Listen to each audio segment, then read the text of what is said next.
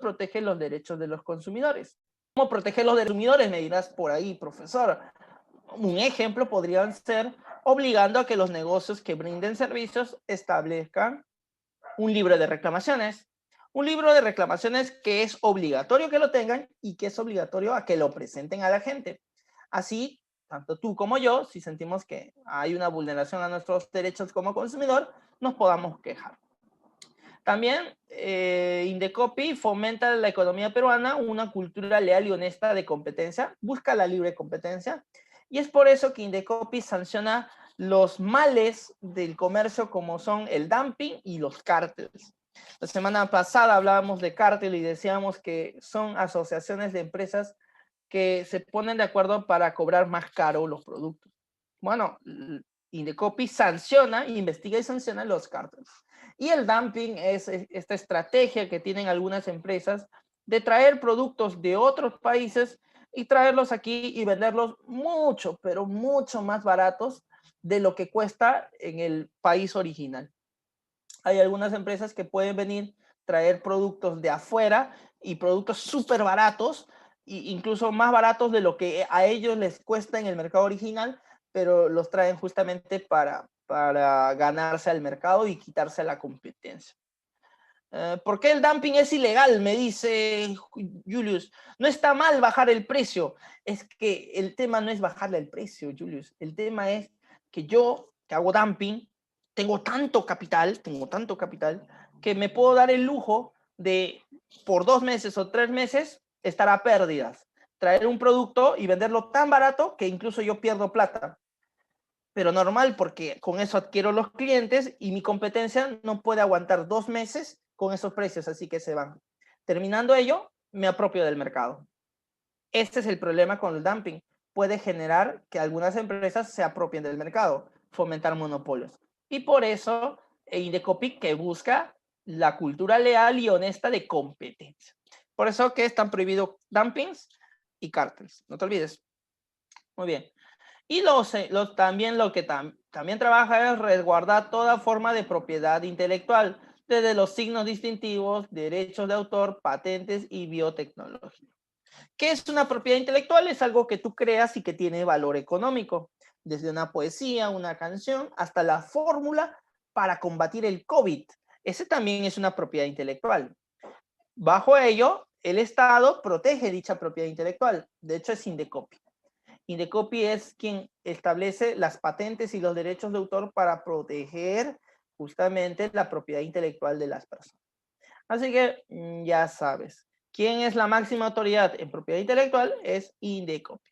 Indecopi es una institución que defiende al consumidor de un mal manejo del mercado. Como dice acá, investiga y sanciona el cártel y los dumping. ¿Ya? Muy bien. Recuerden ustedes que una de las tareas de Indecopi, o bueno, Indecopi nace con esta idea de combatir el libre mercado, porque en el gobierno de Fujimori, es en el gobierno de Fujimori donde comienza a haber las privatizaciones y a aperturarse el mercado a la libre empresa, y justamente para compensar eso se crea Indecopi, ¿no? O sea, si vamos a fomentar el libre mercado y la competencia de las empresas, un organismo que proteja a los consumidores pues va a ser Indecopi.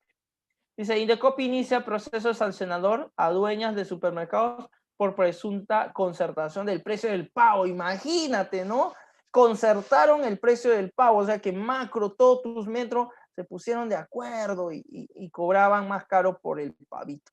Ya no creen en nadie, ya estos señores no creen en nadie. Pero bueno, eso suele suceder. Ok, esto es cártel, por si acaso, para los que no se dan cuenta, esto es un cártel. Entonces, conclusión, el Estado trata de corregir las fallas del mercado. El Estado trata de corregir las fallas del mercado. ¿Qué es una falla de mercado? Una falla de mercado es un mal funcionamiento del mercado. Ejemplo de fallas del mercado, profesor, externalidades, o sea, problemas ambientales a terceros, por ejemplo. Ejemplo de fallas de mercado, que los precios comiencen a subir demasiado en algún producto necesario, que se especule en demasía, y eso es una falla del mercado, como pasó con las medicinas el año pasado. Una falla de mercado es que la educación privada no llegue a todos los lugares del Perú. Es una falla. Como no es rentable, no llega a todos los lugares del Perú. Es una falla del mercado. Una falla del mercado es que el mercado tenga demasiadas empresas monopólicas u oligopólicas que se aprovechan del consumidor. Esas son fallas. Y como hay fallas, bueno, el Estado trata de corregir. Ya te he dicho, labor subsidiaria del Estado. Labor subsidiaria. Una de sus funciones, la función reguladora, que es controlar, poner reglas. ¿Para qué? Para que las empresas no se aprovechen. Una de las instituciones encargadas de esto, Indecopi. Y otras, los organismos reguladores. Los organismos reguladores, chicos, son creados en el 2001 con una norma, la ley de organismos reguladores. Son 4 los organismos reguladores: OSINERMIN, OSITRAN, OSITEL y SUNAS. Son 4. Estos también dependen de la PCM y tienen una ley. En esa ley dice que OSINERMIN, OSITRAN, SUNAS y OSITEL tienen 5 funciones, principalmente 5 funciones. Ojo con esta, por favor, porque por ahí te pueden preguntar. Primera función, normativa. Ellos pueden crear normas. Ellos pueden crear normas. ¿Qué significa? Pueden crear reglamentos y resoluciones sobre todo.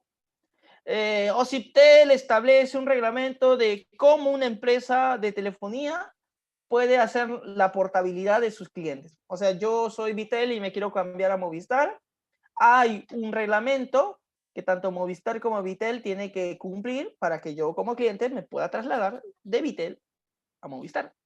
Imagínate que Vitel me dice, no, no te puedes ir de mi empresa. No, eso no se puede.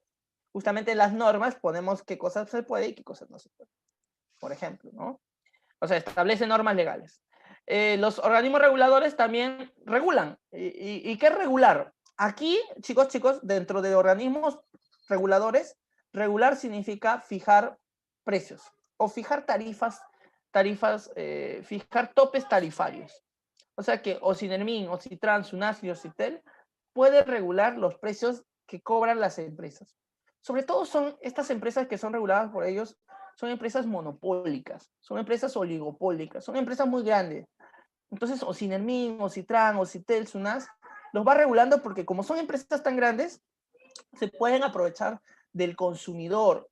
Entonces ellos ponen reglamentos y les ponen topes tarifarios. Por ejemplo, Luz del Sur te quiere cobrar más en la tarifa eléctrica. Pero ojo con eso, porque no es que Luz del Sur dijo, ya hoy día quiero cobrarte más por la luz, y entonces normal, pues, porque como tú usas luz eléctrica, tienes que comprar sí o sí, o sea, no vas a decir que no vas a comprar el servicio. Ahí aparece OSINERMIN y le dice, un momento, para que tú aumentes tu tarifa, tienes que cumplir estos requisitos, esto, porque tú me tienes que sustentar por qué vas a subir la tarifa. Hay estándares para que empresas de electricidad puedan elevar el precio. Ahí está cumpliendo su función reguladora, que es la facultad para sopesar, para reglamentar el tema de los precios. Porque si nos damos cuenta, en tema de energía eléctrica, en tema de gas, en tema de telefonía móvil, en tema de agua, ellos, si no tendrían reguladores, podrían poner precios muy altos. Así que es un tema de proteger al consumidor. ¿Ya? Eso también tiene que quedar claro. Otra función es la supervisora, que es la de vigilante, ¿no? La de vigilante. Ellos, OSINERMIN, OSITRAN, OSITEL, SUNAS, vigilan a las empresas para que cumplan las normas que ellos mismos han puesto.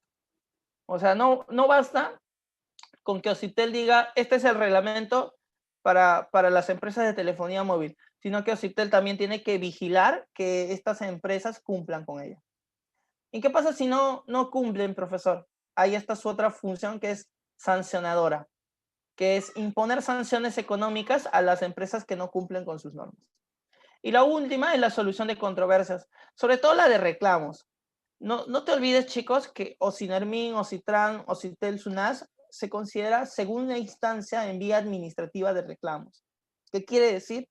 Quiere decir que si yo planteo un reclamo, por ejemplo, con Sedapal, porque no me está llegando el servicio, digamos, Sedapal me tiene que resolver mi reclamo. Si no hay solución en Sedapal, yo puedo apelar, el famoso derecho a la apelación. Yo puedo apelar a SUNAS. SUNAS es segunda instancia para recibir mi reclamo. Por eso dice solución de controversias, solución de reclamos. Ellos reciben los reclamos de la gente que no han podido resolver sus problemas en las mismas empresas.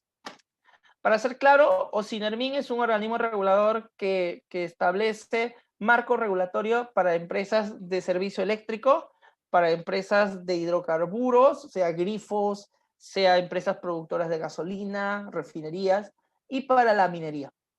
Es una entidad regulatoria para estos tres mercados. OSITRAN regula lo que son empresas que manejan concesiones en carreteras, concesiones de peajes, concesiones en temas de aeropuertos. OSITRAN lo que regula son empresas que estén administrando infraestructura de transporte. Así que una empresa como Odebrecht, que tiene todavía peajes que maneja, por ejemplo, en la interoceánica, es regulada por OSITRAN. OSITEL lo que regula es el mercado de telecomunicaciones, por lo tanto regula lo que es telefonía móvil, telefonía fija, internet, servicio de cable o televisión satelital. Todo eso registra y supervisa OSITEL. Y SUNAS es lo que hace, es la regulación de las empresas de saneamiento. Se les llama empresas públicas de saneamiento o EPS a las empresas que brindan justamente este servicio de agua potable y alcantarillado.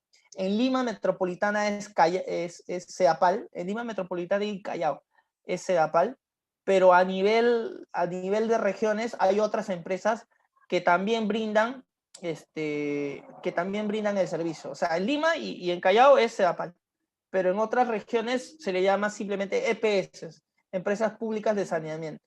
A todas estas empresas las regula SUNAS. A todas estas empresas las regula SUNAS. Superintendencia Nacional de Servicios de Saneamiento, SUNAS. Muy bien, respondamos preguntas porque hay varias preguntas que me han hecho y vamos a, antes de pasar el bloque, vamos a explicar. A ver, vamos a ver acá. Fabián me dice, profesor, ¿usted cree que si nuestro Estado sea más liberal, nuestra economía crezca? Yo creo que uno de los problemas de una economía de libre mercado es la desigualdad que se forma. Y es algo que puedes notar, la desigualdad en el acceso de ingresos adecuados es muy notoria y vemos con las personas que han sufrido más en esta crisis, que son las personas que tenían ingresos a partir de la informalidad y que perdieron su empleo. Entonces, más que un Estado liberal, necesitamos un Estado que a partir de que se promueva, no sé, libre mercado, lo que sea, el Estado cumpla con un rol de corregir los problemas que puedan subsistir en nuestra economía. Julius me dice, Occitel también interviene a la venta de celulares ilegales. Tiene que ver con la línea en estos celulares ilegales, pero ahí también ya entra el Ministerio Público, que es el que combate los delitos. ¿Ya? Pero está bien, Julius, Occitel también tiene que regular esta parte porque es el mercado de telecomunicaciones, aunque el tema de quien vende el celular robado ya es un tema del Ministerio Público porque, bueno, es un delito, ¿no? Estamos hablando del robo e incluso puede haber pasado otra cosa más. Fátima me dice, en caso de no solucionar con SUNAS, ¿a dónde se acude? Ya, mira, ahí sí hay un caso, ¿no? El tema es que normalmente estos entes administrativos deben terminar el tema. Si tú crees que la solución que te plantean ellos no es la adecuada, tú puedes judicializar el caso, o sea, te vas al Poder Judicial. Ese proceso se le llama proceso contencioso administrativo. Pero ya entenderás que ese es un proceso mucho más complicado, mi querida Fátima, ¿ya? O sea, la idea es que lo terminen acá, ¿no? Pero sí, como última instancia lo podrías llevar a proceso contencioso administrativo. Un ejemplo, ¿no? CEAPAL se le rompió una tubería y se llenó un montón de desagüe en tu casa y dañó tu casa y no te quiere pagar la reparación. Y SUNAS se hace la vista gorda. Entonces, sí, en ese caso se podría judicializar y en ese caso el demandado sería CEAPAL, ¿no? Puede ser. Sí, sí se puede hacer. Se judicializa. Muy bien. Fabián me dice, pero cuando vemos las estadísticas, los países que son más liberales son los que tienen mejor economía, que no significa que no tienen problemas de desigualdad. Una de las cuestiones que puedes ver, Fabián, es la concentración de riqueza. busca los datos sobre concentración de riqueza y sobre cuántas personas tienen la mayor cantidad de dinero en el mundo, y te darás cuenta que un problema justamente del libre mercado, que es el sistema que domina en todos los lugares, es justamente la desigualdad en el acceso de ingresos. Pero bueno, es lo que tenemos, ¿no? Me preguntan qué es función redistribuidora, y con esto termino porque acá, sí, ya. Función redistribuidora, chicos, es la función que tiene que ver con que el Estado brinda programas sociales. Función redistribuidora tiene que ver con el hecho de que el Estado trata de entregar, trata de corregir algunos problemas relacionados a la pobreza y la desigualdad. Por eso hablamos de programas sociales. Programas como Caliwarma, Pensión 65, Beca 18, son programas que tratan de ayudar a las personas. Justamente, por ejemplo, el entregar los bonos a las personas en crisis por la pandemia también es parte de la función redistribuidora. Trata de corregir la desigualdad. ¿Ok? Espero haberte ayudado. Muy bien.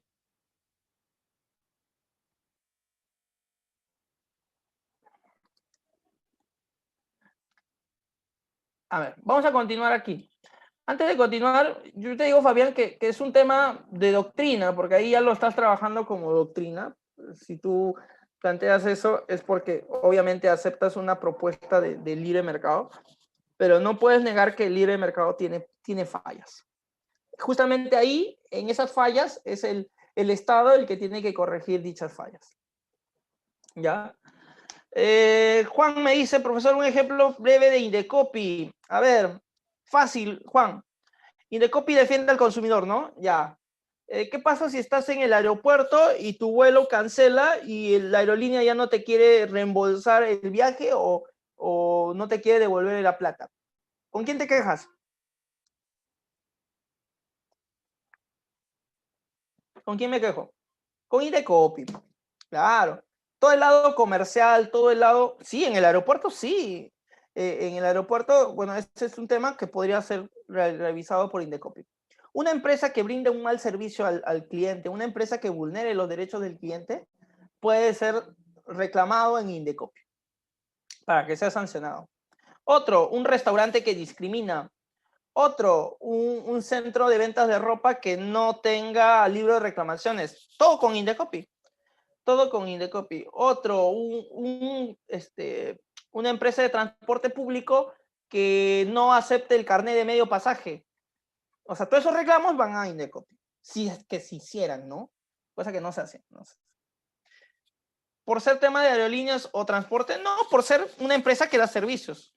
Toda empresa que da un servicio al público puede ser regulada o puede recibir reclamos, y esos reclamos llegan a Indecopi.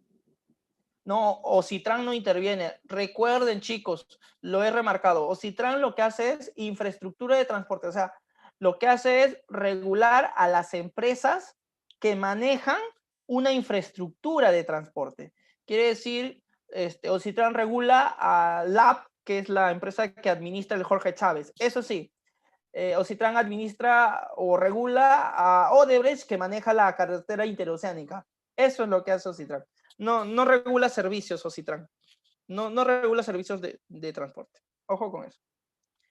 Y la corrupción, uy, hay un montón de corrupción en esos organismos reguladores, te contaré. Muy bien. A ver, sistema tributario. Vamos a hablar de tributos. No te olvides que un tributo es un pago obligatorio que hacemos al Estado. Nosotros, cuando tributamos, hacemos pagos obligatorios al Estado. Nosotros la verdad que tributamos directa o indirectamente, ¿no? A veces tributamos directa, a veces tributamos indirectamente, ¿no? Me llaman un montón, el banco me llama un montón. A ver, tributamos directa o indirectamente. Ya, sí, pues sí, así son cuando quieren venderte una tarjeta. Te llaman. A ver, pague la cuota, no, ¿qué va? No, me quieren ofrecer préstamo. No es la ex, no, nada que ver. Está bloqueada. Ya, a ver, entonces, en estos pagos obligatorios al Estado tenemos que fundamentar que nosotros vivimos hablando de política, ¿no? Nosotros, nosotros vivimos en un estado, lo que se llama un estado constitucional de derecho, que en este caso la idea de esto es que nosotros hemos firmado un contrato social. Lo que quiere decir es que nosotros de alguna u otra manera hemos decidido vivir como peruanos, pero hay un precio en eso, ¿no? Hay un precio en formar el Estado peruano, y es que el Estado peruano tiene instituciones y que para que se mantengan estas instituciones, nosotros estamos comprometidos y obligados a pagar tributos. O sea, hay un sustento constitucional de por qué tenemos que pagar tributos. Nosotros tenemos que pagar tributos para sostener al Estado. Y el Estado en compensación, el Estado nos garantiza seguridad, el Estado nos garantiza condiciones de vida adecuadas, el Estado nos garantiza justicia. Entonces, hay una especie de contrato social entre la población y el Estado. Eso es importante siempre remarcar. ¿Ok? ¿Qué es política tributaria? Política tributaria son las medidas que este Estado va a realizar en relación al sistema tributario. Porque nuestro Estado y exactamente nuestro gobierno toma decisiones en materia tributaria. ¿Cuántos tributos nos va a cobrar? ¿Cómo nos va a cobrar? ¿Cuándo nos va a cobrar? Esas decisiones, esas medidas, se les llama política tributaria. ¿Ya? Las medidas tributarias, las decisiones en materia tributaria son política tributaria. Por ejemplo, alguien me marcó aquí 18% del IGB. Bueno, si un gobierno decide subir de 18 a 19% del IGB, esa es una medida tributaria, es una política tributaria, por eso. ¿Ya? También debemos tener en cuenta que la máxima norma del sistema tributario es el Código Tributario. Es importante también siempre recordar que la máxima norma es el Código Tributario. También tomamos en cuenta que administración tributaria son los órganos que recaudan y administran los tributos. En el Perú, nuestro sistema tributario está organizado así.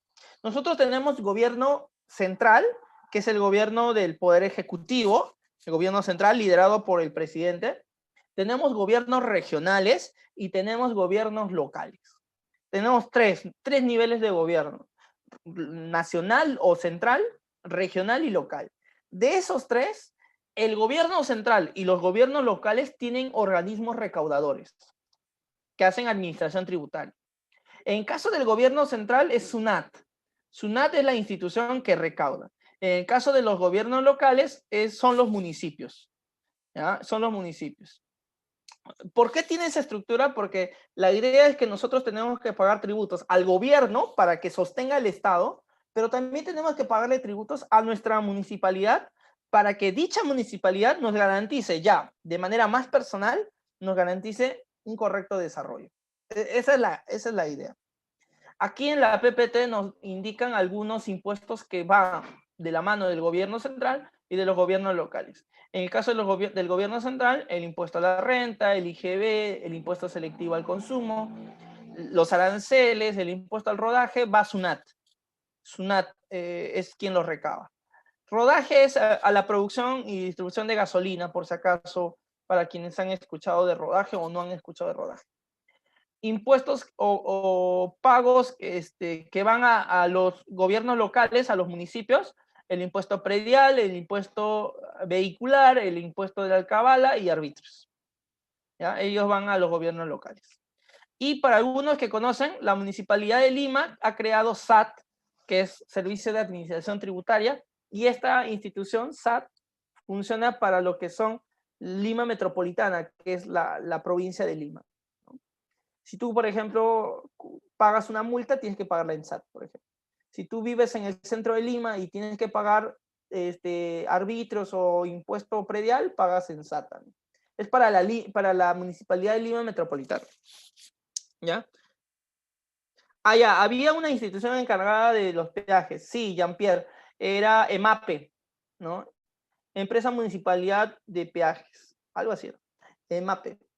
Pero existe todavía, te digo, Jean-Pierre, pero el tema con los peajes es que los peajes están concesionados. Entonces, las carreteras están concesionadas y más lo administra entidades privadas. Y ahí ya no hablamos de tributos, porque si lo administra un privado, ya no es tributo. El tributo, por naturaleza, el tributo tiene que ser un pago al Estado.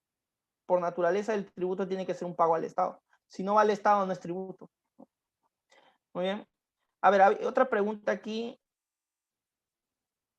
Dice, profesor, ¿quién controla el Estado en la regulación de sus medidas con el sistema tributario? Muy buena pregunta, Fátima. Muy buenas preguntas. ¿Ah? Recuerden ustedes que el Estado se organiza bajo el sistema de los tres poderes. Un poquito de cívica, ¿ya? ¿A ti qué te gusta cívica? Poder legislativo, ejecutivo, judicial. Sabemos que la política tributaria la desarrolla el Poder Ejecutivo. Es más, específicamente la desarrolla el Ministerio de Economía. Eso lo sabemos. Pero ninguna norma que saque el Ejecutivo, por ejemplo, puede crear un tributo o puede aumentar un tributo o puede disminuir un tributo. No se puede, porque para que el Ejecutivo haga este tipo de normas, debe tener el permiso del Congreso. Digámoslo así, si mañana el gobierno de Sagasti quiere aumentar el IGB porque no hay dinero, tiene que pedirle permiso al Congreso para hacerlo. Justamente ahí está la regulación. La regulación está entre los poderes. El Congreso es nuestra garantía para que el Ejecutivo no abuse. Si algunos han escuchado, ha salido una normativa que permite que SUNAT sepa cuánto dinero tenemos en nuestras cuentas de banco si es que el dinero supera los 10.000 soles. Si tienes más de 10.000 soles en una cuenta, SUNAT puede enterarse de que tienes ese dinero. Entonces, para que haga esto, SUNAT y el Ministerio de Economía, porque SUNAT depende del Ministerio de Economía, debe tener un marco normativo que le permite hacer eso. O sea, el Congreso le debe haber dado un conjunto de facultades que le permite desarrollar este tipo de normas. Si no las tiene, fácilmente una persona va y va al Tribunal Constitucional y dice, oye, estos señores del Ejecutivo son unos abusivos y me están queriendo cobrar en demasía y judicializan la deuda tributaria que ha pasado muchas veces. Cuando no se aplica bien las normas, y por eso el Congreso es importantísimo en esto, cuando no se aplican bien las normas y hay una vulneración a tus derechos, pues se pueden judicializar las deudas tributarias. Y se resuelven en el Tribunal Constitucional y todo un tema bien, bien interesante, pero no es el tema del día de hoy. A ver, aquí nos dice que según el Código Tributario, los tributos se dividen en tres: impuestos, tasas y contribuciones. Los impuestos son pagos que hacemos, pero que no nos dan ningún beneficio directo a nosotros. Chicos, la diferencia entre tributo e impuesto es que el tributo es un pago general al Estado para que el Estado cumpla con sus funciones. Pero el impuesto es un pago en específico que yo hago y que no me va a traer nada bueno como contribuyente. Por lo menos directamente no me va a traer ningún beneficio como contribuyente. El impuesto trae beneficios, pero de forma indirecta. Es decir, que yo pagando impuestos ayudo al país a mejorar. Entre comillas, ¿no? Siempre entre comillas eso. Los impuestos son directos o indirectos. Los impuestos directos son impuestos que me cobran o a mis ingresos o a mi patrimonio. Básicamente, los impuestos directos me cobran a lo que tengo o a lo que gano. Si tú por ahí escuchas de algún impuesto que cobre a la riqueza, cobre al patrimonio, cobre a los ingresos, sea el salario, sea el tema de las utilidades de la empresa, sea el tema de las rentas o alquileres, es un impuesto directo. Los impuestos directos cobran justamente a la riqueza, ¿no? Dice, por ejemplo, acá nos ponen el impuesto a la renta. El impuesto a la renta es el impuesto que yo tengo que pagar por los ingresos que tengo. Hay impuesto a la renta de 5 categorías para los chicos que conocen, y por eso te digo lo importante de repasar. Hay 5 categorías del impuesto a la renta. El impuesto a la renta de primera categoría es para alquileres, el de segunda categoría es para un tema de inversiones de capital, el tercera categoría es para un tema de ganancias por parte de una empresa, cuarta categoría es para salarios de independientes y quinta categoría para salarios de dependientes, de trabajadores dependientes. En conclusión, el impuesto a la renta te va a pedir una parte del dinero que ganas. Por eso se llama impuesto a la renta, impuesto a tus ingresos. Si alguien alguna vez te preguntas, ¿qué es el impuesto a la renta? Es un impuesto que el gobierno central te pide de lo que ganas. De lo que ganas una parte tienes que pagarle al Estado. Claro, bajo ciertas condiciones, ¿no? Y el impuesto predial, por ejemplo, es el impuesto que pago por tener una propiedad, por tener un inmueble. Este lo pago al municipio de mi distrito. Y el impuesto vehicular lo pago por tener automóvil, auto nuevo. Si tengo auto nuevo, pago impuesto vehicular. O sea, como te digo, los impuestos directos son impuestos por el hecho de tener riqueza, tener propiedad, tener patrimonio. Por eso estoy pagando. El impuesto indirecto no es así. El impuesto indirecto es un impuesto que se genera en el consumo. O sea, el impuesto indirecto es el que yo tengo que pagar por el hecho de consumir. Y se da en los intercambios, en las compras-ventas. Ahí es donde pago. El más conocido es el IGB porque es el impuesto que genera más dinero al Estado. Ojo con ese dato, el impuesto que genera más dinero al Estado es el IGB. Con el IGB y el impuesto a la renta, que el segundo es el impuesto a la renta, entre IGB e impuesto a la renta superan el 50% de nuestro presupuesto público, así que entenderás lo importante que es el IGB. De hecho, una noticia salió de que hemos aumentado en la recaudación de IGB en el último mes. Eso es bueno porque había caído la recaudación tributaria en nuestro país. Entonces, los impuestos indirectos como el IGB son impuestos que gravan a las compras, a las adquisiciones, al consumo. ¿Ok? Otro impuesto indirecto es el impuesto selectivo al consumo, que es por comprar productos no prescindibles, agua mineral, joyas, gasolina, y derechos arancelarios, que son el impuesto que viene para los productos que provienen de otro país, ¿no? Entre otros. ¿Ya? Muy bien, esos impuestos. Termino con tasas y contribuciones y respondo sus preguntas. Las tasas son pagos por servicios públicos, chicos. Las tasas sí traen beneficios a la gente. O sea, si yo pago por una tasa, me beneficio. Una tasa que tú vas a pagar es, por ejemplo, para el examen de admisión, ¿no? Pagas tasas, ¿no? Hay tasa por examen de admisión. Las tasas son pagos para obtener servicios públicos de manera directa e individual. Tú te beneficias pagando una tasa. Cosa que no pasa con un impuesto, porque tú pagas un impuesto y no te beneficias directamente de nada, ¿no? Hay tres tipos de tasas que son los arbitrios, los derechos y las licencias.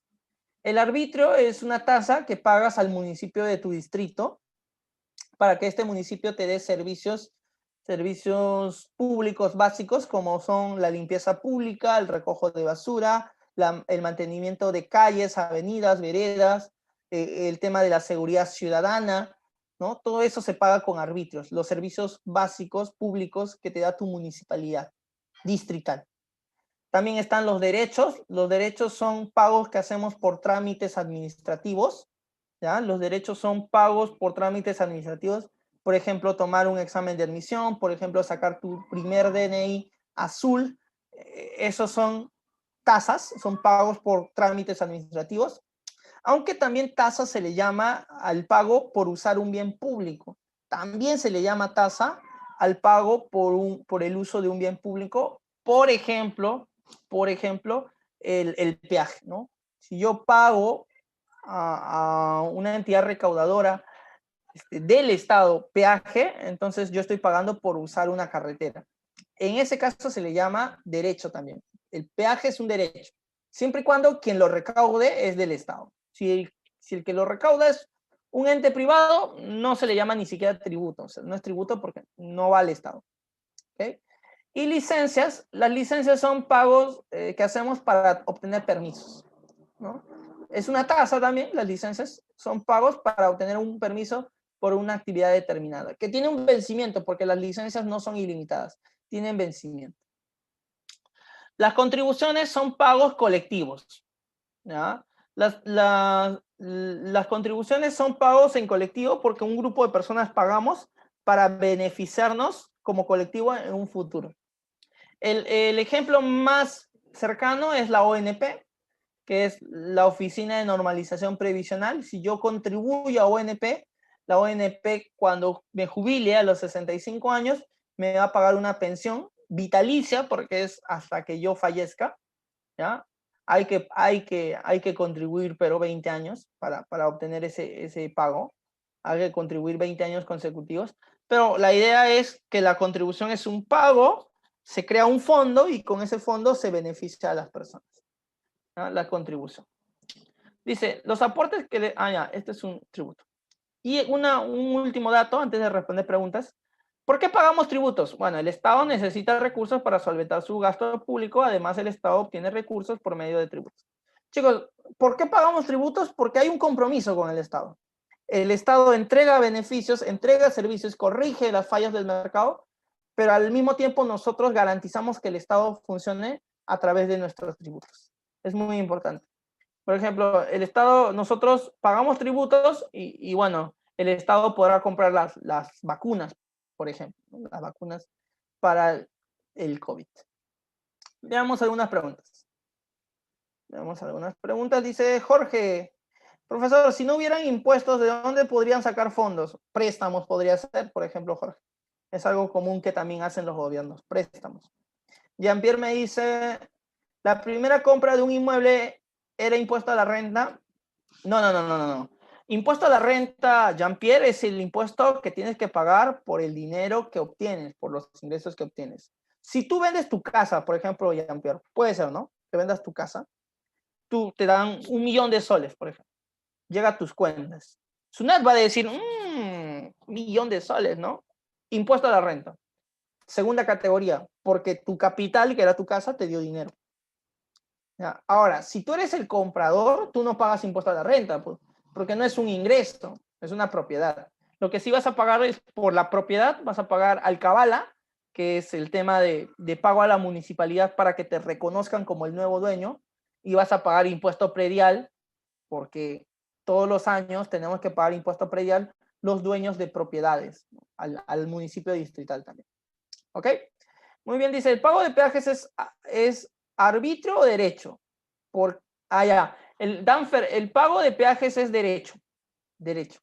Derecho por uso de bien público, se le dice. Derecho por uso de bien público. También es un derecho de uso de bien público el hecho de entrar a parques zonales. ¿Realmente los tributos que pagamos benefician al país? Me pregunta Luis. Es una pregunta muy complicada, Luis.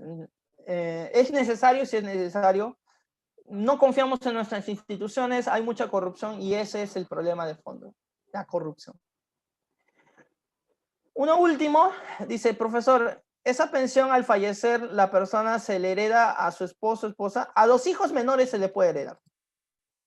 Se le puede heredar a la mujer si fallece en determinadas condiciones donde, por ejemplo, antes de, o sea, muere, fallece el aportante, pero no recibe la pensión. Hay casos, ¿no? Aporta, pero no recibe la pensión. Entonces la pensión deriva a su familia. Aunque hay que hacerse un trámite enorme, ¿no? ¿Qué es presión tributaria? Ya, para saber qué es presión tributaria, aquí. Base tributaria y evasión tributaria. Son dos conceptos que tenemos que saber. Base tributaria, chicos, es o se toma como un conjunto de personas y empresas que son las que están obligadas a pagar tributos. Son los que pagan actualmente tributos. O es el número total de contribuyentes, ¿ya? Para solucionar los problemas de falta de dinero del Estado, necesitamos ampliar la base tributaria. O sea, para mejorar el dinero o para aumentar el dinero que tiene el Estado, necesitamos que la base tributaria sea más amplia, que la gente que no está pagando, pague. Así habrá más dinero para el Estado. Me preguntaban qué era presión tributaria. Presión tributaria es un porcentaje que representa cuánto pesa la recaudación con respecto al PBI o con respecto a nuestra economía. En nuestra economía producimos una cantidad de recursos. La presión tributaria es un porcentaje que te explica cuánto de esos recursos se los lleva el Estado. Porque una parte de lo que producimos todos los días, el Estado se lo va a llevar. En porcentaje actualmente es 14%, que quiere decir que es un porcentaje bien bajo la recaudación tributaria y la presión tributaria en el país, bien baja. Y evasión tributaria es realizar de diferentes artimañas para no pagar tributos, lo cual se convierte en un delito, ¿no? La evasión tributaria es el hecho de sustraerse al pago que legalmente está uno obligado.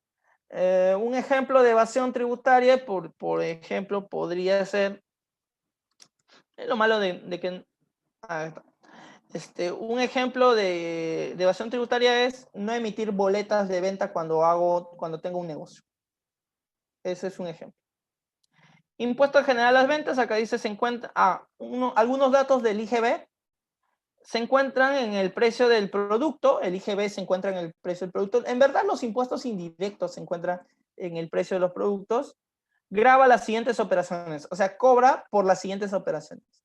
Venta de muebles, o sea, cualquier mueble que se compre venda. Primera venta de bienes inmuebles, si te compras un departamento de estreno, pagas IGB. Si es que el departamento es de estreno. O sea, si lo compras a una inmobiliaria. Importaciones de bienes, también se paga IGB. Contratos de construcción, también se paga. Prestación de servicios. Pero también hay exoneraciones. También hay exoneraciones. Por ejemplo, los alimentos básicos, papa, camote, cebolla, pollo, no tienen IGB, pues, porque son muy básicos. O sea, sí, es bien venta de bienes muebles, pero hay algunas excepciones. También lo que tiene que ver con la cultura y la educación tampoco paga IGB, porque la idea es que hay algunas actividades que si les cobras impuestos, se van a desmotivar. Entonces no se busca. Dice Jean-Pierre, ¿no era Alcabala? No, Alcabala es cuando yo compro una casa en reventa, ¿ya? O sea, el dueño te la vende y para certificar en el municipio que eres el nuevo dueño, tienes que pagar el derecho de Alcabala. No, perdón, el impuesto de Alcabala. ¿Ya? Esa es otra cosa aquí. Acá te dicen cuando compras una casa nueva, compras una casa nueva en un complejo de departamentos, digamos, y bueno, como eres el primer dueño, toca pagar IGB por esa compra. En el precio del inmueble va a estar IGB. ¿Ya? Muy bien. Último. Y con esto concluimos.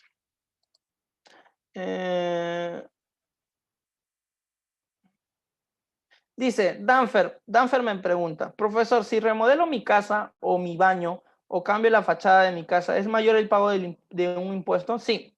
Si tú mejoras tu casa, te pueden cobrar más predial, porque el impuesto predial, o como le dice San Marcos, impuesto al valor del predio, nace o surge del hecho de cuánto vale tu casa. Dependiendo de cuánto vale tu casa, te cobran más o menos. Entonces, si de la nada tu casa, por ejemplo, tiene 2 pisos, ya es mejor casa, más valorizada, también el impuesto predial aumenta. Si en tu casa no está sin construir o solo es terreno, te cobran menos impuestos. O sea, depende, ¿no? Depende del valor del inmueble.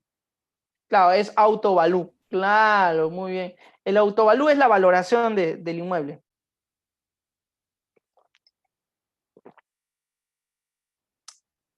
Claro, Alexandra, es justamente lo que digo. Si mejoras tu vivienda vale más. Y si tu vivienda vale más, pagas más predial. Porque vale más tu casa. ¿Ok? Muy bien. ¿Qué es el autovalú? El autovalú es el valor de tu propiedad. Cada municipio establece un valor a tu propiedad. Muy bien, último. Y con esto terminamos. Presupuesto del Estado, presupuesto público. El presupuesto es una ley, porque se establece por ley. Es una ley que proyecta cuánto dinero va a tener el Estado peruano y en qué vamos a gastar el dinero en un año. Porque todo presupuesto del Estado es de un año. Repito, el presupuesto público es una ley que expresa, es una ley aprobada por el Congreso, ojo, es una ley que expresa cuánto dinero vamos a tener en un año y en qué vamos a gastar dicho dinero. Eso es el presupuesto. Es nuestra guía para saber cómo se va a usar nuestro dinero. ¿Ya? Ese es el presupuesto. La elaboración está a cargo del Ministerio de Economía, bueno, en general del Ministerio, del Poder Ejecutivo, de todos los ministerios. En verdad está relacionado a todos, pero principalmente la tarea es del Ministerio de Economía. La aprobación, como es una ley, la tiene que aprobar el Congreso, se aprueba como máximo el 30 de noviembre. Eso sí deberías recordar porque hace tiempo hubo todo un problema a ver si este Congreso vacador aprobaba el presupuesto, ¿no? Y al final lo aprobaron.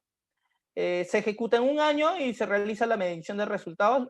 La medición de resultados lo hace la Dirección Nacional de Contabilidad Pública. Ellos hacen los resultados, crean un documento que se llama Cuenta General de la República. Ojo con eso, que está acá. Y este documento va a decirnos los resultados de un presupuesto. ¿Ya? Muy bien. A ver, todo presupuesto tiene esta estructura. Ingresos y gastos. La mayor parte de las preguntas, chicos, ha sido sobre esta parte, ingresos y gastos. También le puedes llamar, bueno, ingresos públicos tienen que ver con el dinero que percibe el Estado y gastos públicos con los desembolsos que tienen que hacer. Los ingresos públicos se dividen en tres: corrientes de capital, financiamiento y transferencias. Son 4 criterios que debes recordar. Ingresos corrientes tienen que ver con los tributos porque son los pagos regulares que hacemos. Son los pagos regulares que hacemos. Los ingresos corrientes son los pagos regulares o son los ingresos que recibe el Estado de manera consecutiva y uniforme. Es lo que sostiene al Estado. Si a ti te preguntan qué tipo de ingresos sostiene las instituciones del Estado, son los ingresos corrientes. De hecho, en la Constitución nos establece y nos garantiza de que estos ingresos corrientes son para cubrir los gastos corrientes del Estado, o sea, los gastos comunes, los gastos que manejan todas las instituciones. No podemos, por ejemplo, mantener el Ministerio de Economía con préstamos, no se puede, tiene que ser con ingreso corriente. Acá nos dicen que el ingreso corriente se divide en tributario y no tributario. El tributario tiene que ver con impuestos, tasas de contribuciones, y el no tributario con multas y regalías. ¿Ok? Muy bien. Ingresos de capital. El ingreso de capital es un ingreso que obtiene el Estado por vender o desprenderse de su patrimonio. El Estado tiene patrimonio, chicos, tiene inmuebles, tiene terrenos, tiene recursos naturales, tiene infraestructura, tiene recursos el Estado. Si a ti te dicen que el Estado ha obtenido ingresos de capital, es porque el Estado seguro se ha desenvuelto, se ha desprendido de alguno de esos recursos, de alguno de esos activos. Por eso acá te dice venta de activos, venta de acciones, concesiones, porque para tener ingresos de capital, el Estado pierde algún patrimonio. Por ejemplo, necesitamos dinero, ya concesionamos Machu Picchu, se lo entregamos a una empresa privada, por ejemplo. Necesitamos dinero, ya vendemos Edapal, ¿no? O sea, pierdes algo para ganar, ¿no? Pierdes algo para ganar dinero. Esa es la idea de los ingresos de capital. Y no son tan recomendados porque una vez que pierdes el patrimonio, eso ya no lo recuperas, obviamente, ¿no? Pero suele suceder en los 90 que sí vendimos y obtuvimos ingresos de capital. Luego viene el financiamiento. El financiamiento es el ingreso por préstamos, ¿ya? El Estado se puede pedir créditos, de hecho lo ha desarrollado en estos últimos tiempos. El último año se ha prestado 2 veces el Estado peruano. Y la idea es que nos prestamos porque los recursos son escasos, ¿no? ¿Cuál es la forma más común en que el Estado se presta, el Estado peruano se presta? ¿Cuál es la forma más común, chicos? La forma más común es por bonos soberanos. El Estado peruano se presta, va al mercado de valores, no necesariamente al peruano, sino a un mercado de valores X, y emite bonos soberanos, y quien compra el bono le está pagando al Estado, y el Estado obtiene dinero. A futuro el Estado le va a devolver, o sea, nosotros le vamos a devolver, con intereses, obviamente, con intereses. También el Estado se puede prestar dinero de instituciones internacionales, se puede prestar del Banco Mundial, del Banco Interamericano de Desarrollo, de la Cooperación Andina del Fomento, Banco Latinoamericano, también se puede prestar de esas entidades también, ¿ya? Y transferencias es el dinero que recibe el Estado peruano y que no implica una contraprestación. Una transferencia, chicos, por favor no se olviden, una transferencia es un pago sin contraprestación. Es una transferencia, ¿no? Es, yo te entrego dinero y tú no me pagas nada a cambio. En el caso del Estado peruano, cuando el Estado peruano tiene ingresos de transferencias, es porque al Estado peruano le donan recursos. Las donaciones se consideran transferencias e ingresos. Claro, porque donan, hay algún beneficio. Hay algún beneficio. Por ejemplo, China, el Estado chino le donó al Perú mascarillas, pruebas rápidas, pruebas moleculares, le donó. Entonces, eso dentro del presupuesto va como transferencias, ¿no? Porque hay un valor económico que te están entregando, ¿ya? Transferencias. Donaciones. Transferencias en ingresos es donaciones, básicamente. El Estado recibe ingresos y no tiene que pagar nada. No tiene que pagar nada. No hay una contraprestación. Ahora, en tema de gastos es mucho más interesante. ¿En qué gastamos nuestro dinero? Por ejemplo, gasto corriente son los gastos regulares de las instituciones del Estado. Aquí se dice gastos permanentes, gastos regulares, siempre los tenemos que pagar. Por ejemplo, pagos previsionales, o sea, pagos para las pensiones. Eso siempre tenemos que pagar. Pago previsional. Remuneraciones, tenemos que pagar salarios a los trabajadores públicos. Eso siempre tenemos que pagar. Transferencias o programas sociales. Mira, transferencias en gastos son programas sociales.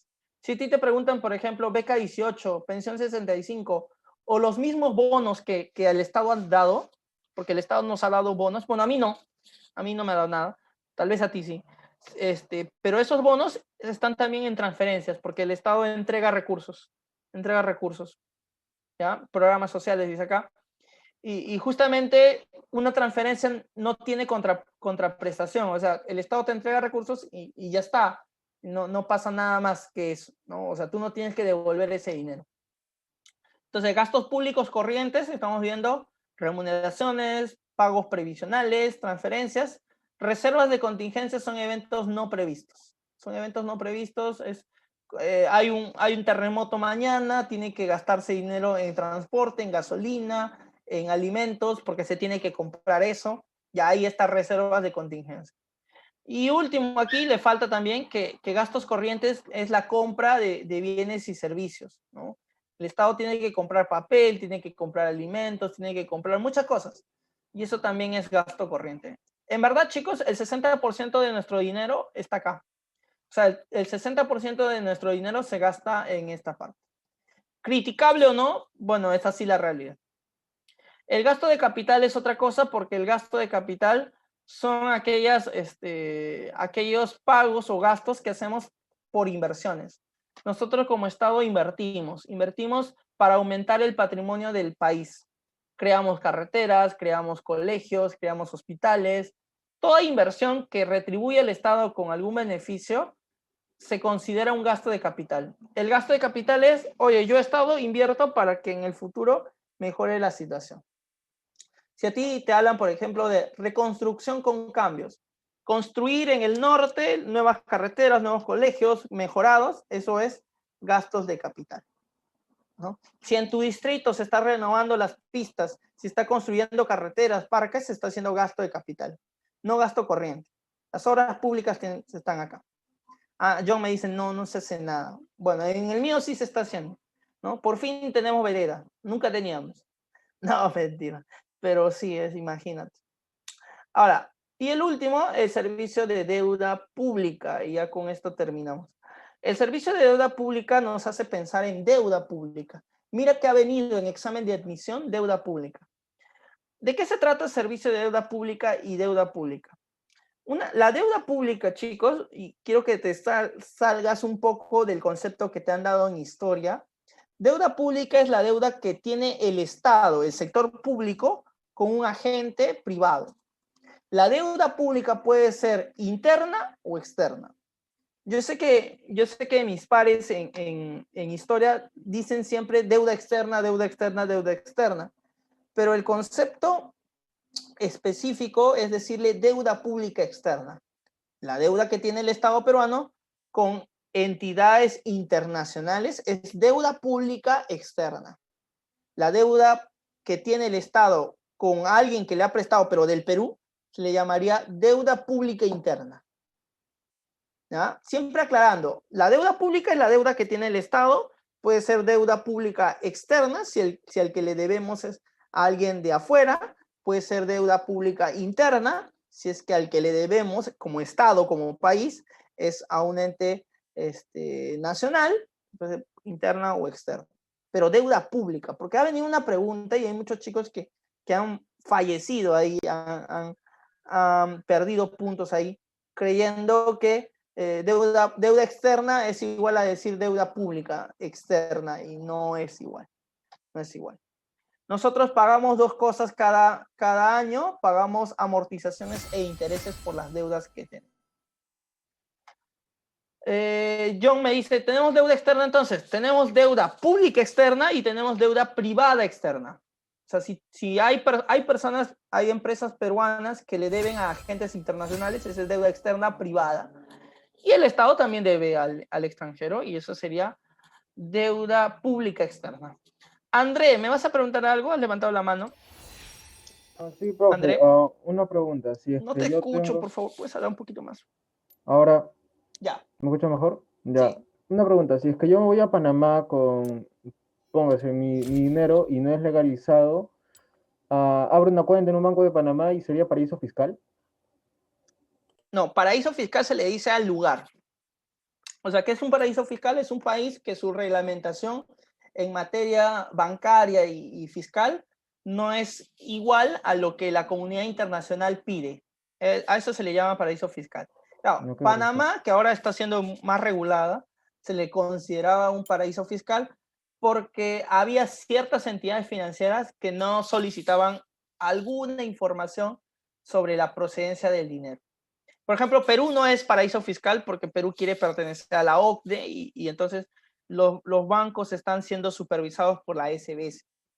¿Ya? Pero sí hay países que, como son Andorra, Suiza, Islas Caimán, que reciben capital y no te preguntan el origen ni nada. A eso le llaman paraíso fiscal. ¿Quién le paga a los congresistas? Nosotros, pues. Juan, ¿quién más? ¿Quién más le va a pagar?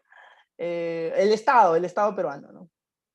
La deuda con el Fondo Monetario, no tenemos deuda con el Fondo Monetario, pero si tuviéramos, sería servicio de deuda pública. No tenemos deuda con el Fondo Monetario, pero si tuviéramos, servicio de deuda pública. El 10% de nuestro dinero se va en deuda pública. ¿Ya? Muy bien. Ya. Y último, bueno, ya sabes, según la cuenta general de la República es el resultado que sale de nuestro presupuesto y bueno, hay tres posibles resultados. Gastos mayores que ingresos, perdón, ingresos mayores que gastos, lo cual se llamaría superávit fiscal, ingresos menores que gastos, que se llamaría déficit fiscal, e ingresos iguales que gastos, que se llamaría equilibrio fiscal. Estos resultados solo se ven al año siguiente de la ejecución de un presupuesto. Si, por ejemplo, está vigente el presupuesto 2020, este tipo de resultados solo lo veremos en el 2021. En octubre del 2021 recién podríamos acceder a esta información si el presupuesto de este año quedó en superávit, déficit o equilibrio. Recién ahí, ¿ya? No antes. ¿Ya? Y dice, las personas que sacaron su AFP se quedaron sin pensión. Su pensión depende del dinero que tengas en la AFP. Si no hay dinero en las AFPs, no hay pensión. ¿Ya? Y dice acá, no puede aprobarse el presupuesto sin la partida destinada al servicio de la deuda. Ah, verdad, casi me olvido. Según la Constitución, dice que si el Congreso, cuando revisa el presupuesto, no encuentra que el gobierno está diciendo cuánto va a pagar en el tema de la deuda, el Congreso no va a aprobar el presupuesto. Es decir, es un requisito fundamental que el gobierno reserve una parte del dinero para pagar las deudas que tenemos como país. Es obligatorio. Y normalmente está entre 9 y 10%, así que eso es lo que pagamos normalmente al año. Me dice acá, ¿puedes repetir lo que era deuda interna y externa? No te olvides, la deuda que tiene el Estado se le llama deuda pública. Si el Estado peruano debe, es deuda pública. Puede ser interna si a quien le debemos es del Perú y puede ser externa si a quien le debemos es del extranjero. Profesor, ¿puede haber peruanos que le presten al Estado peruano? Sí. El Estado peruano emite bonos soberanos en la Bolsa de Lima y tú compras un bono soberano del Estado peruano. Entonces, el Estado peruano te debe dinero, por ejemplo. Esa es deuda pública interna. ¿Ya? Ya justamente, Melanie, eso es lo que te he dicho. Un ejemplo es que tú vayas a la Bolsa de Lima y compres bonos soberanos de Perú. Ahí estás convirtiéndote en un agente acreedor de deuda interna. ¿Qué es un bono soberano? Es un documento de deuda que crea el gobierno. Cuando el gobierno necesita dinero, una de las formas más comunes es emitir bonos. La gente los compra, paga dinero y ese dinero va al Estado. Y el Estado se compromete a devolver ese dinero más intereses. ¿Y qué es la tasa de interés activa? Bueno, la tasa de interés activa es la tasa que pagas, la tasa de interés que pagas por un préstamo. ¿Ya? Del año pasado, vecinos de la zona sur de Lima manifestaron su malestar por el incremento de las tarifas en el servicio por parte de la empresa de luz Regular las tarifas en el mercado de energía eléctrica de nuestro país le corresponde a, ojo, tarifas en energía eléctrica. ¿Quién? Ya, Julius, al final, porque ya comencé aquí. Y supongo que es para que le tome foto, pero eso lo puedes descargar también, por si acaso. A ver, clave, a ver, dame clave. ¿Quién sería? ¿Quién sería? Obviamente, no, Indecopy no. Y la clase también está grabada, correcto. Obviamente es OSINARMIN. OSINARMIN es el organismo que supervisa 3 mercados: el mercado del sector eléctrico, el mercado de los hidrocarburos y el de la minería. Esos 3 mercados supervisa OSINARMIN. Como supervisa estos 3 mercados, pues en este caso la regulación de tarifas en temas de electricidad, pues chamba de OSINARMIN. Es la función reguladora, ¿no? Es la función reguladora. 1, barco. 2, 2. En nuestro país, la existencia de bienes públicos supone fallas de los mercados que obliga al Estado a ejercer directa o indirectamente su función. A ver, aquí te está diciendo que está la función de bienes públicos. Bueno, la existencia de bienes públicos. ¿Qué es un bien público? Un bien público es un bien o servicio que el Estado entrega a la sociedad. ¿Por qué lo entrega? Lo entrega para garantizar que ese producto llegue a todos los peruanos. Ejemplo, la educación. La educación se entrega a todos los peruanos. Es un bien público. Y la pregunta es, ¿y por qué tiene que haber educación pública? Porque justamente dice que el bien es una falla, dice.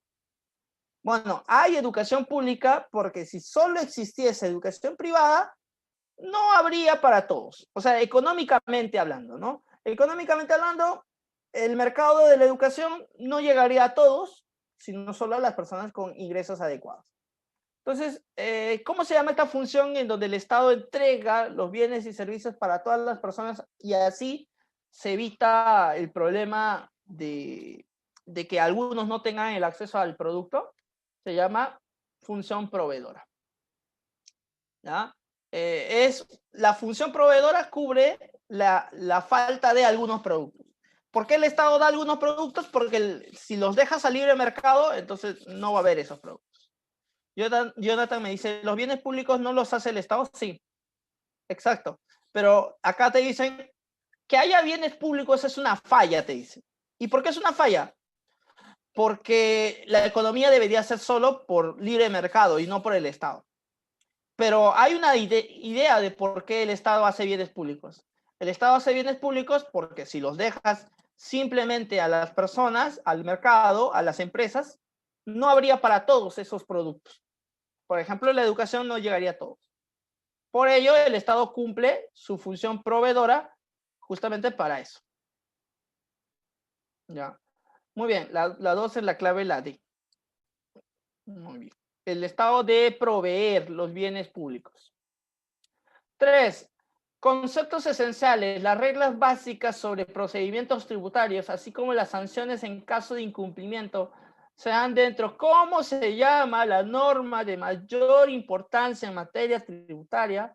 Bueno, la mayor importancia es la Constitución, ¿ya? Pero debajo de la Constitución, que regula los procedimientos tributarios, que organiza los tributos, que establece el marco normativo general de los tributos. ¿Cómo se llama esa norma? Bueno, está claro, ¿eh? Muy bien, Jean-Pierre, muy bien, Noelia. La clave sería Código Tributario. Código Tributario es un conjunto de disposiciones y normas encargadas a regular temas tributarios. Esta norma es la que toma la orientación general del sistema tributario peruano y los organismos en materia tributaria se rigen bajo este código. Tiene rango de ley. El Código Tributario tiene rango de ley y es elaborado por el Congreso o por el Poder Ejecutivo cuando tiene permiso del Congreso. 3, dado. 4. La Constitución Política, en su artículo 74, textualmente dice lo siguiente: el Estado, al ejercer la potestad tributaria, debe respetar los principios de reserva de la ley y los de igualdad y respeto de los derechos fundamentales de las personas. Ningún tributo puede tener carácter confiscatorio, lo cual se interpreta como, a ver, acá nos pide señalar alguna premisa que tenga sentido con lo que acabas de leer en el artículo 74 de la Constitución. ¿Cuál es tu clave? A ver, mándame tu clave. Mándame tu clave, por favor. La B, me dicen acá. La B. La D también me dicen. ¿Ah? A ver, la D dice el proceso... Oye, pero esto es verdadero, ¿ah? La D también es verdadero. Pero no se condice con lo que plantea en la premisa. La clave está bien, la clave es la letra B. La recaudación tributaria llevada a cabo por el Estado no debe afectar desproporcionalmente el patrimonio de las personas. Está bien, porque el texto hace mención a esto de acá. Los principios constitucionales tributarios. Principios tributarios, todo tributo debe ser legal, significa que todo tributo tiene que estar en marco de una norma legal, no hay tributo sin ley, no hay tributo sin ley. Reserva de ley significa que los tributos tienen que ser creados por los organismos encargados de ello, que en este caso es el Congreso o es el Poder Ejecutivo, si se da el caso. La capacidad contributiva significa que todas las personas tenemos una capacidad para contribuir, dependiendo de eso se nos tiene que cobrar los tributos, no se nos puede exceder en el cobro.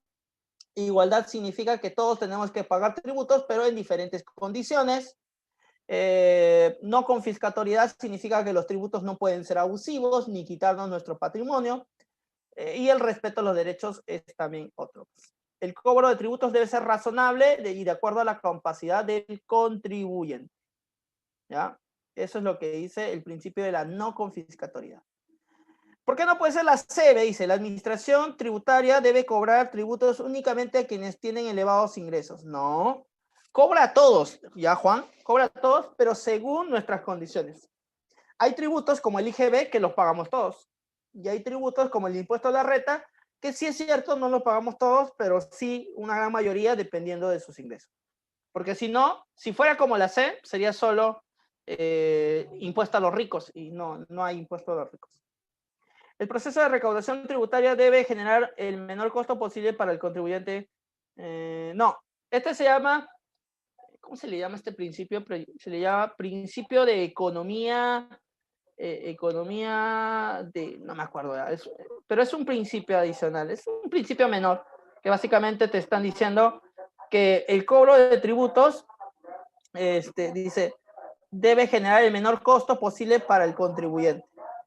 No, está hablando sobre los costos de transacción, no te está hablando sobre lo que paga, ¿ya? No te está hablando de lo que el contribuyente está pagando. La clave que se aproxima sería la B. A ver, me dicen por acá, espera, dice, igualdad y respeto a la persona. Igualdad es un principio de que todos pagamos tributos, pero según nuestras condiciones. Ya, esa es igualdad. Y respeto a los derechos, ¿no? Los tributos no pueden vulnerar los derechos fundamentales de las personas. Esos son principios. 5 dice, a mayor parte del Estado exigen de los agentes que realizan actividades en su territorio y que generen ingresos, un impuesto sobre una parte de dichos ingresos en nuestro país. Dicho impuesto se denomina.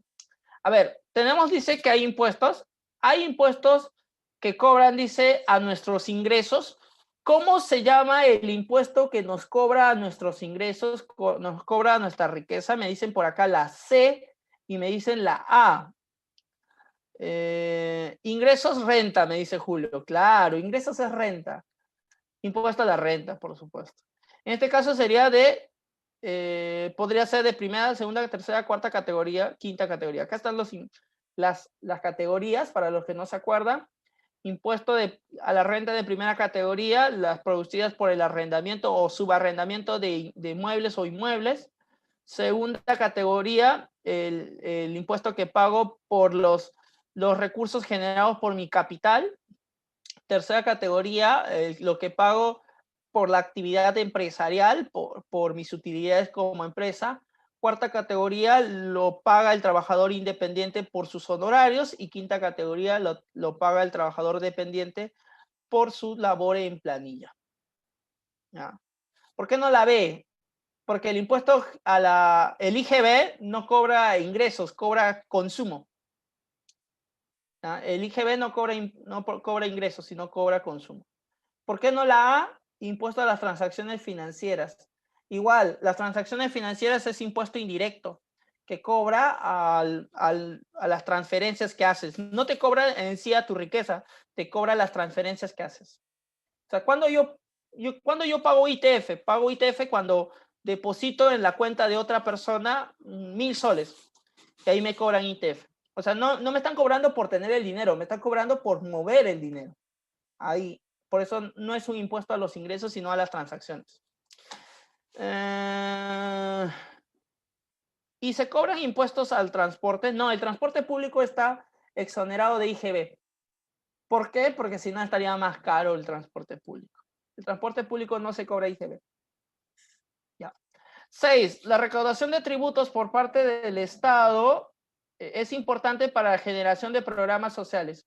Una forma de incrementar necesariamente la recaudación tributaria sería, a ver, dice, para generar programas sociales necesito dinero.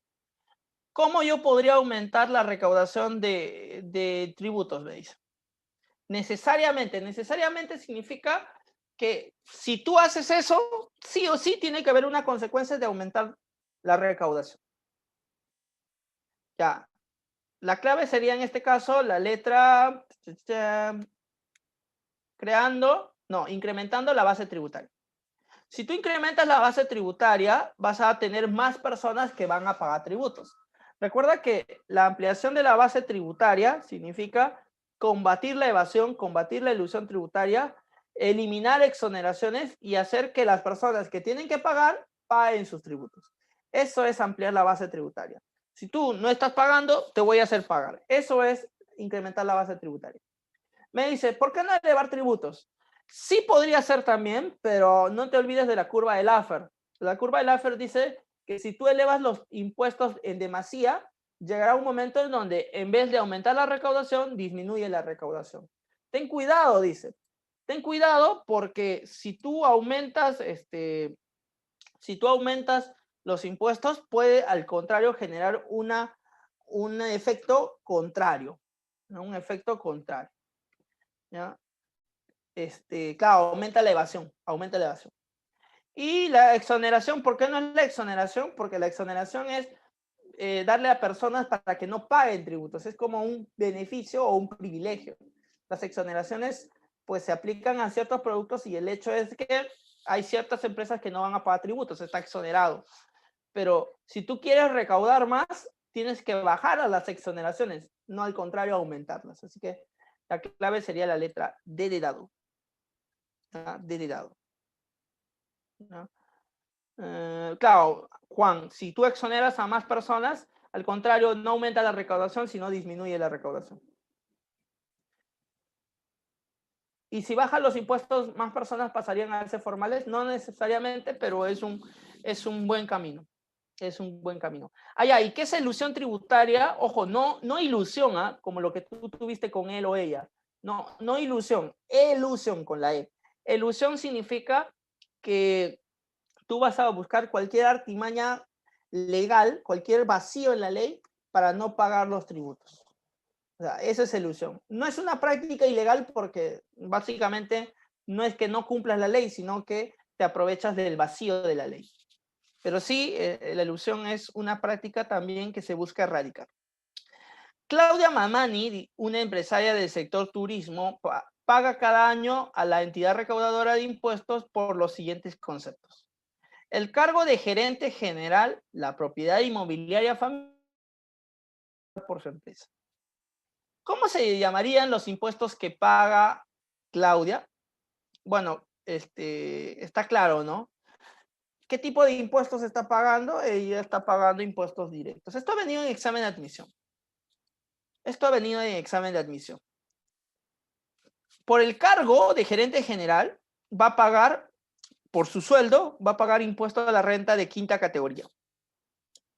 Por tener una propiedad, un inmueble, un predio, va a pagar impuesto al valor del predio o impuesto predial. Y por tener su empresa o por ganar dinero de su empresa, va a pagar impuesto a la renta de tercera categoría. O sea, paga 3 impuestos. 3 impuestos paga. ¿Ya? ¿Qué son impuestos intermedios? No, no hay impuestos intermedios. Temporales significa que el impuesto se hizo por un determinado momento, pero más que impuestos es tributos temporales, que a veces puede pasar. ¿Ya? Muy bien. 8. Impuestos considerados si representan una mayor proporción de los ingresos de los consumidores de menos recursos. Esto sí, por favor, vamos a aclarar, porque esto es un tema aparte, es un adicional.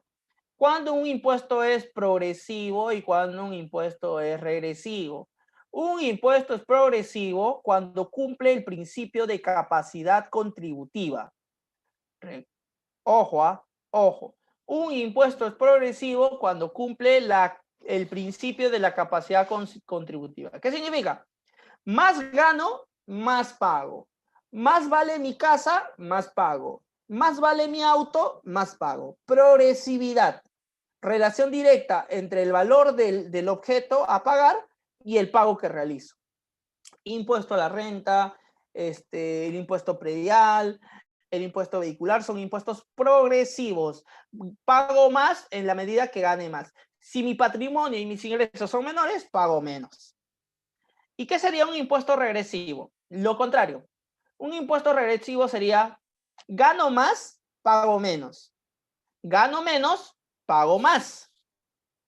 ¿Se entiende? O sea, el impuesto regresivo haría que pague más la gente que tiene menos dinero. Y la gente que tiene más dinero pagaría menos. Profesor, un ejemplo. No hay ejemplos. ¿Por qué no hay ejemplos? Porque si un impuesto fuera regresivo, incumpliría los principios constitucionales tributarios. No se puede. No puede haber un impuesto regresivo. Iría en contra de capacidad contributiva, iría en contra del principio de igualdad, iría en contra del principio de respeto de derechos humanos. No, no se puede. No puede haber un impuesto regresivo. Yo me acuerdo en la Revolución Francesa se hablaba mucho de que el Estado llano pagaba muchos impuestos y la nobleza estaba exonerada. Ya, ese sería un sistema regresivo, por ejemplo. ¿Ya? Ahora, ¿qué es lo que dice aquí? Sí, yo sé que dice acá IGB. Este no es un análisis legal, este es un análisis económico. Acá nos dice, el IGB afecta en mayor proporción a los agentes de menores ingresos. Es un análisis económico que se hace y que el cual yo también estoy de acuerdo. No es un análisis legal porque en la materia legal no hay impuesto regresivo, no puede haber, seguiría en contra de los derechos. Pero en la práctica, y esto lo hacen más los economistas, en la práctica decimos que si tú ves el sistema del IGB afecta más a las personas que tienen menos dinero y afectan menos a las personas que tienen más dinero. Como el IGB cobra 18% a todos, sea pobres o ricos, bueno, quien sufre más es el pobre. Pero es un análisis económico, no es un análisis legal. En lo legal no hay impuesto regresivo. En lo económico, los economistas consideran que el IGB es regresivo. ¿No? Es toda una interpretación muy interesante, pero ya, ahí queda. 8 casas. Se nos fue el tiempo. A ver, en la 9, Francisco y Simón debaten sobre la situación de la Oficina de Normalización Previsional. El primero es aportante de la ONP desde hace 15 años, el segundo aporta a la administradora de fondo de pensiones AFP desde hace 10 años. Mónica señala, Mónica, hija de Simón, toma nota de las afirmaciones de cada uno, señale la afirmación correcta. A ver, ¿cuál es tu clave? ¿Cuál es tu clave? ¿No? Barcazo, me dice. Veamos. Los aportes de la ONP son una contribución manifiesta, Francisco. Eso es cierto. A ONP sí es contribución, es tributo, porque pagamos al sistema estatal para pensiones y sí es un tributo. AFP no es tributo porque lo pagamos a una empresa privada. ¿Cuál es la diferencia? En la ONP pago 20 años y gozo de una pensión vitalicia. En la AFP pago mi AFP mis 13% y se va a poder hacer un fondo de inversión, y con ese dinero, cuando yo me jubile, me van a pagar una pensión.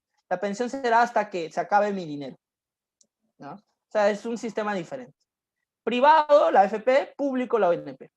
¿Por qué no sería la C? Cada trabajador tiene un fondo propio que crece cada mes y que la ONP... No, no. En la ONP no hay fondos propios. Todo es un fondo colectivo.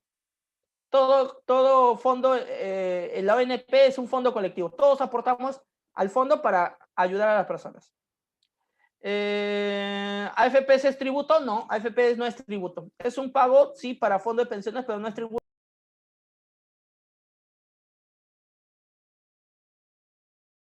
Diversas entidades, así como la captación de ingresos en un periodo de un año. Ah, bueno. ¿Cómo se llama la ley que permite la ejecución de ingresos y gastos del Estado? Entonces, la ley del presupuesto público general. Sería la letra B, ¿no? Claro. Ley del presupuesto público general. 13 de Barco. Me disculparán la rapidez debido al tiempo. También entenderán que no comencé a mi hora, ¿ya? Pero bueno, me disculparás por esta clase. A ver, el dinero que recibe el Estado por la concesión del aeropuerto Jorge Chávez se registra dentro del presupuesto público. ¿Cómo? A ver, el dinero que recibe el Estado por la concesión. Ah, ya. El Estado dio a concesión un aeropuerto. Ingreso fiscal, ingreso de capital, transferencia, financiamiento. Ingreso fiscal es el ingreso total, ¿ah? Eso es ingreso fiscal. O sea, ingresos del Estado, ingreso fiscal. No sé, la A no es. La A no es. La A no es. ¿Cuál es la clave? Muy bien, Jean-Pierre. Muy bien, Fabián. La clave es ingreso de capital. Recuerda, creo que lo dije. Incluso hablé de Machu Picchu, todavía hablé de Sedapal. Si el Estado entrega algo en concesión y con ello recibe dinero, está perdiendo algo a cambio y está ganando dinero. Eso es un ingreso de capital. O sea, cuando hay ingresos de capital, eso pasa, ¿no? ¿Qué es un ingreso fiscal? Lo repito otra vez: ingreso fiscal es el ingreso total, ingreso del Estado en general, ¿no? Muy bien.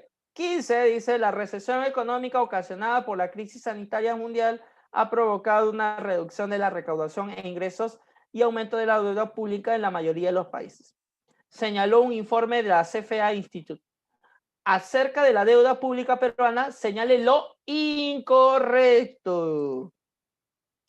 Lo incorrecto. A ver, lo incorrecto es la B.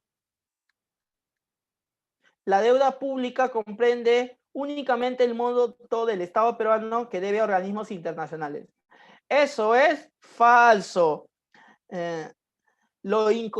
¿Por qué? Porque la deuda pública es tanto lo que me piden bueno, es tanto lo que me he prestado de agentes nacionales como de agentes internacionales. Además, no son solo organismos internacionales los que prestan al Perú, sino también prestan en el Perú a través de bonos soberanos. También se puede prestar, y ahí hay personas naturales, peruanos o extranjeros. Entonces, la B está mal. Ya cuando te dicen únicamente, ahí nomás ya uno se pone a dudar. Último, el programa social Beca 18, implementado en el gobierno de Ollanta Humala, brinda una educación universitaria a personas que se encuentran en extrema pobreza, por lo que a la fecha beneficia a muchas personas. El enunciado hace referencia a la función del Estado. ¿Qué función del Estado se menciona aquí? En donde el Estado trata de entregar programas sociales, ayuda social. Lo dije también, porque alguien me preguntó, lo dije. ¿Cómo se llama? Función redistribuidora. Claro.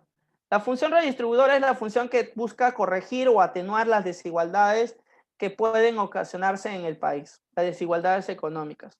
A través de los programas sociales como Caliwarma, Pensión 65, Beca 18, se trata de solucionar esto. Una redistribución de la riqueza. ¿Ya? Muy bien, chicos.